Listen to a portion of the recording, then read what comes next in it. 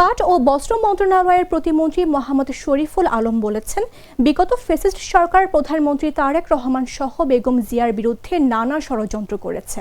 তারা বলেছিলেন তারেক রহমান নাকি বিদেশে মানি লন্ডারিং করেছেন। তবে কোনো দেশে কোনো ব্যাংকে তারেক রহমানের নামে কোনো টাকা পায়নি। জিয়া পরিবার জনগণের জন্য কাজ করেছে, তা এখন প্রমাণিত হয়েছে। শুক্রবার দুপুরে ভৈরব নদী বাংলা সেন্টার প্রাঙ্গণে আন্তর্জাতিক মে দিবস উপলক্ষে আয়োজিত র্যালি ও আলোচনা সভায় প্রধান অতিথি হিসেবে এসব কথা বলেন প্রতিমন্ত্রী। তিনি এ সময় বলেন, যারা সরকারকে হেয় করার চক্রান্ত করেন তাদের ব্যাপারে সতর্ক থাকতে হবে। দেশের বিরুদ্ধে ষড়যন্ত্র হচ্ছে, ষড়যন্ত্র অতীতেও হয়েছিল।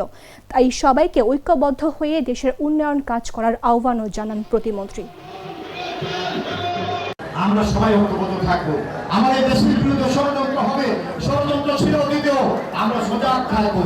আমরা গত পার্লামেন্টে গতকালকে বর্তমানের প্রধানমন্ত্রী আহ্বান করেছেন বিরোধী দলকে, আমরা একসাথে মিলে আগামী দিনে বাংলাদেশকে এগিয়ে নিয়ে যেতে চাই।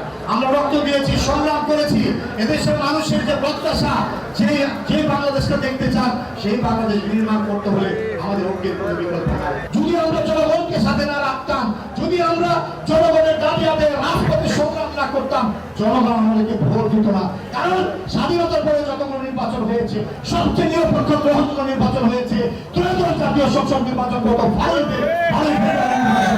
সেই নির্বাচনে আমার নির্বাচনী এলাকার মানুষ সর্বোচ্চ ভোট দিয়ে আমাকে ব্যবধানে নির্বাচিত করেছেন। লাল সবুজের দেশে নতুন রঙের বেশে ঘরে বাহিরে সাজানো বলকে রেইনবো রেইনবো রেইনবো পেইন্টস রে সাশ্রয়ী দামে দেয়াল রাঙায় রেইনবো সবার রং সবার ঘরে ঘরে Rainbow Paints, the color of joy.